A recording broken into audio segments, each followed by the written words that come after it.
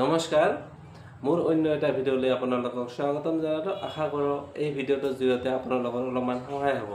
মই আজি ক'বলৈ ওলাইছোঁ গেষ্ট্ৰিক প্ৰব্লেমৰ বিষয়ে।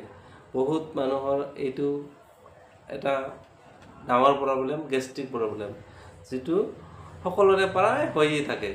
আমি এইটোত কিছুমান কেপচুল খাওঁ, কিছুমান লিকুইড খাওঁ ফাৰ্মাচীৰ পৰা আনি, কিন্তু কেইদিনমান ভাল পাওঁ, তাৰপিছত আকৌ হৈ যায়।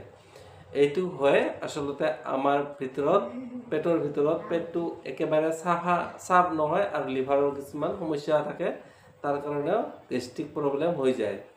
গতিকে আমি গেষ্ট্ৰিক প্ৰব্লেমটো হ'লে কি কৰিব লাগে, কি কৰিব নালাগে, এই বিষয়ে এই ভিডিঅ'টোত জনাম। প্ৰথমতে আমি মাহত এদিন হ'লেও কুঞ্জন ক্ৰিয়া কৰিব লাগে। গেষ্ট্ৰিক হ'লে কুঞ্জন ক্ৰিয়া মানে কি আপুনি হয়তো নাজানে, মই কৈ আছোঁ। একেলগে 4-5 গিলাচ বা 1 লিটাৰলৈকে পানী খাব লাগে। একলগে পানী আচলতে লাহে লাহে খাব লাগে, কিন্তু যেতিয়া এতিয়া কুঞ্জন ক্ৰিয়া কৰা হয় সেইটো একেলগে পানীখিনি খাব লাগে। যিমান পাৰে স্পীডত পানীখিনি খাব লাগে। আৰু ইমানখিনিলৈকে যেতিয়া গললৈকে পানীখিনি আহে, তেতিয়া এই দুটা আঙুলি গলত এনেকৈ দিয়াৰ লগে লগে এনে হালিত দিলে পানীখিনি ওলাই আহে। এইটো নাম হ'ল কুঞ্জন ক্ৰিয়া। যদি নাজানে কেতিয়াবা মই কৰি দেখুৱাম, এইটো আপুনি কমেণ্টত জনাব, আৰু যদি পাৰে কৰিব।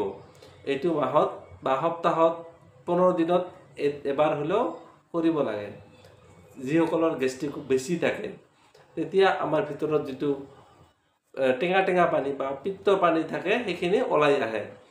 তাৰপিছত আমি কৰিব লাগে, ইয়াৰ পিছত আমি ৰাতিপুৱা 5 পৰা 10 ml, যিটো 2-3 চামুচ হয়, 2-3 চামুচ এল'ভেৰা জুচ, যিটো পতঞ্জলি বা অন্য কোম্পানীৰো পোৱা যায়, সেইটো আমি 1 কাপ পানীৰ লগত, কুহুমীয়া গৰম পানীৰ লগত দি আমি খাব লাগে। সেইটো খালী পেটতে।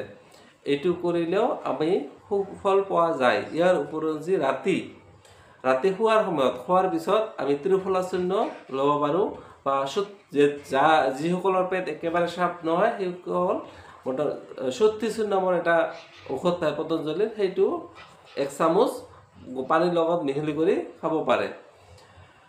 ইয়াৰ উপৰিও আমি কি খালে বেছিকৈ এই গেষ্ট্ৰিক প্ৰব্লেমটো বাঢ়ি যায়, সেইবিলাক আমি খাব নালাগে। তাৰ ভিতৰত আমি ভজা পোৰা খাব নালাগে, তেলত ভজা বাহিৰত খাদ্য, হোটেলৰ খাদ্য, এইবিলাক আমি খালে আমাৰ গেষ্ট্ৰিকৰ প্ৰব্লেম কেতিয়াও ভাল নহয়। ইয়াৰ উপৰিও